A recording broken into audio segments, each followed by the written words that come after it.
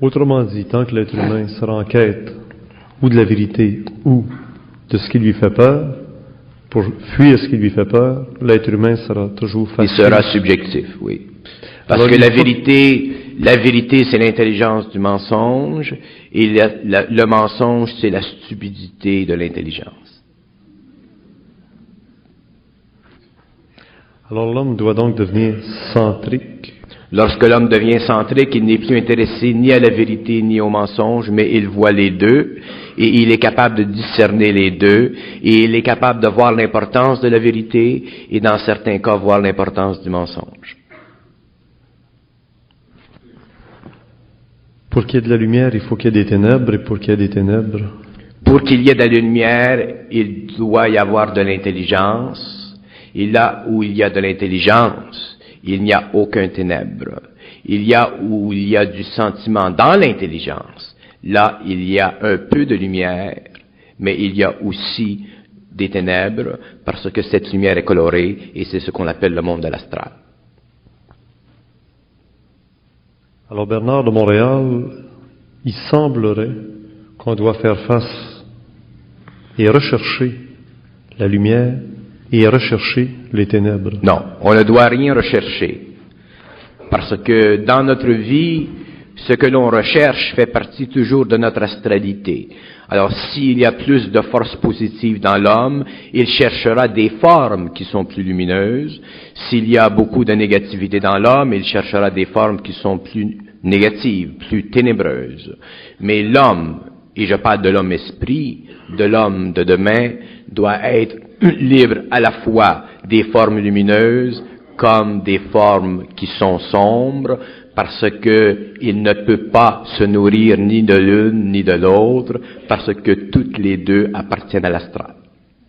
Un homme qui est cosmique, c'est-à-dire un homme qui est totalement intégré dans le haut et le bas, un homme qui ne vit plus au niveau de sa personnalité, mais dont la personnalité est au service de son esprit et non de son ego, n'est plus capable de s'intéresser à rien parce qu'il est intéressé à tout. En vous entendant, j'ai l'impression qu'on est dans le cul-de-sac, dans le dead end. Nous ne vivons pas dans un cul-de-sac, nous vivons dans un cul. Point final.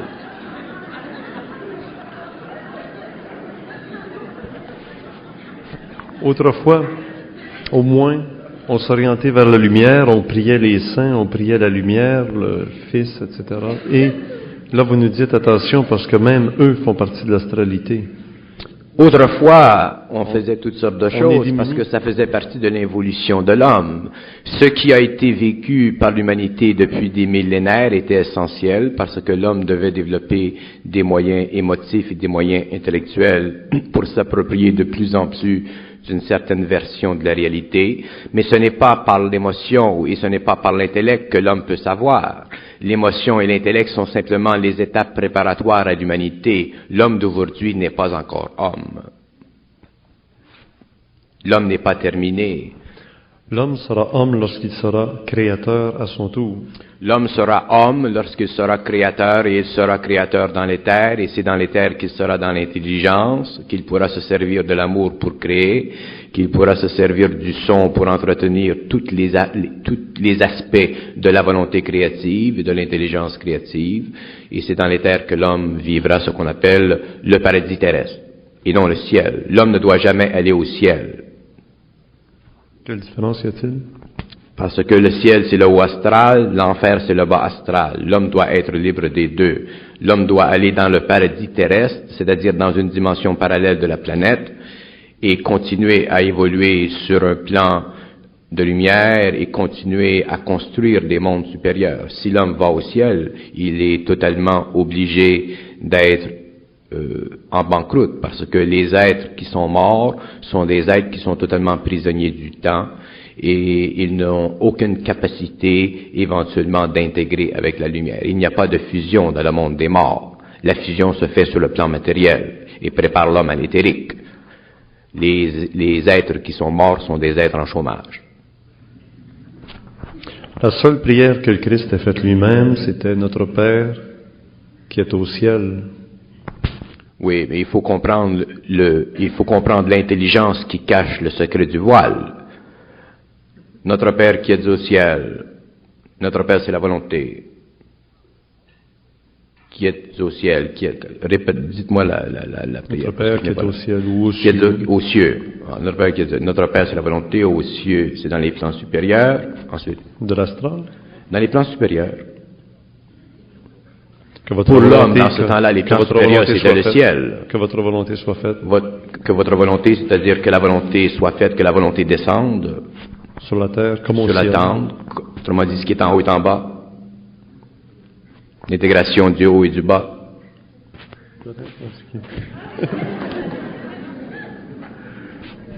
Je suis bloqué là.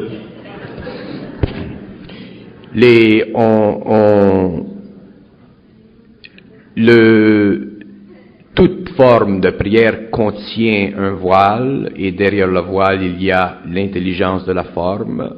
Et lorsqu'on entre dans l'intelligence de la forme, on comprend la fonction de la forme pour l'éducation de l'homme, pour l'enseignement de l'homme. Mais on ne peut plus être prisonnier de la vibration émotive dans la forme qui fait que l'homme doit prier. À un certain moment, l'homme ne doit plus prier, l'homme doit communiquer par télépathie avec les mondes supérieurs. Et s'il communique par télépathie, il n'a plus besoin de prière. Autrement dit, la communication télépathique, c'est le mouvement ensuite qui vient après la prière. La prière, c'est bon pour l'homme inconscient, mais pour l'homme conscient, c'est de la communication. Que votre nom soit sanctifié, que votre règne vienne. Que votre nom soit sanctifié veut dire que la volonté soit représentée d'une façon parfaite. Que votre règne arrive, c'est-à-dire que la volonté descende sur le plan matériel, mais ça, elle le fera lorsque l'homme sera conscientisé. Mais la question que je me pose, c'est que finalement, si l'être humain ne doit plus se fier aux formes, il doit même sortir des formes, qu'est-ce qui va rester? Il en créera d'autres. C'est ce qui se produira dans l'éthérique. Ne pas se fier, ne pas être libre de la forme veut dire ne pas être piégé par la valeur émotive et mentale inférieure de la forme. Il faut bien comprendre que lorsque l'homme est libre de la forme, c'est qu'il n'est pas influencé par la forme. Il peut se servir de la forme, mais il n'est pas influencé par la forme. Et c'est l'influence émotive et mentale de la forme sur l'homme qui le piège dans la conscience expérimentale qui est imposée par les gouvernements invisibles. L'homme doit connaître toutes les lois. L'homme doit connaître toutes les lois.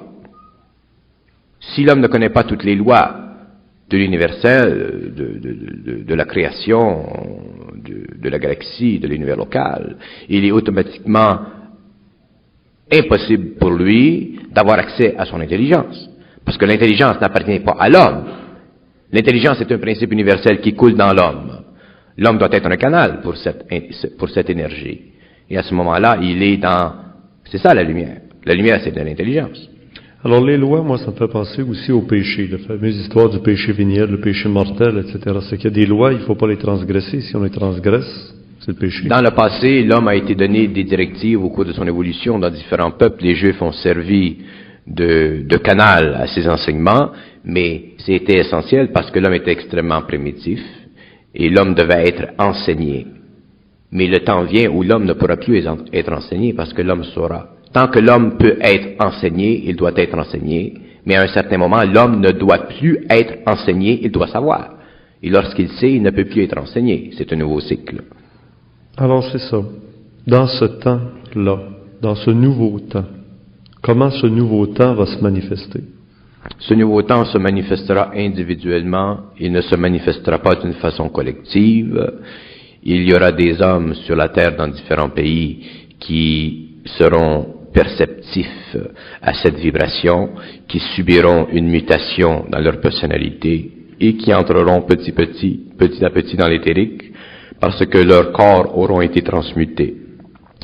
Mais ces hommes sont déjà marqués et ils ne peuvent rien faire pour ou contre parce que ça fait partie de l'évolution.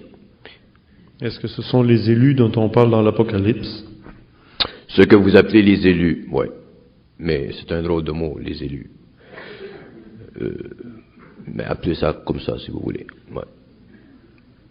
Il y en a un très petit nombre sur la planète entière. Est-ce que ces gens-là existent à l'heure actuelle? Est-ce qu'il y en Oui, a déjà? oui. Donc les temps sont révolus, ou on arrive à la fin des temps. L'homme arrive à la fin d'un cycle, oui. Alors, quand on parle de la fin des temps, on est rendu dedans. On est dedans, oui. Mais c'est la fin d'un cycle. Je n'aime pas le mot la fin des temps. Ça fait partie encore de la psychologie de la crainte qui est imposée à l'humanité auparavant. On a toujours essayé d'effrayer l'homme. On nous a dit qu'à la fin des temps, on entendrait parler que le Messie est ici, que le Messie est là-bas, n'y allez pas, c'est inutile. On a parlé aussi de la bête, le 666, l'Antichrist. Il va se manifester aussi. Il y a des gens qui disent même qu'il est déjà né là, en Orient, en Asie. Il ne sera jamais indiqué à l'homme l'Antéchrist. L'homme devra le reconnaître par lui-même. Et la raison pour laquelle il ne sera pas indiqué à l'homme l'Antéchrist, c'est justement pour que l'homme reconnaisse. Et si l'homme était indiqué l'Antéchrist, il ne subirait pas le choc de l'expérience. Et c'est la confrontation entre les pouvoirs sataniques sur le plan matériel et la conscience intelligente de l'homme, ou la conscience intuitive de l'homme, ou la conscience spirituelle de l'homme, qui permettra à l'homme d'aller outre ces manifestations de plan inférieur. Et ça fait partie de l'expérience de l'humanité. L'homme devra découvrir par lui-même l'Antéchrist, et les hommes qui le découvriront avec grande facilité. Et les hommes qui seront piégés dans la manigance de ces forces seront piégés parce qu'ils n'auront pas le discernement, mais ça fait partie du drame de la fin des temps, du cycle apocalyptique de l'homme.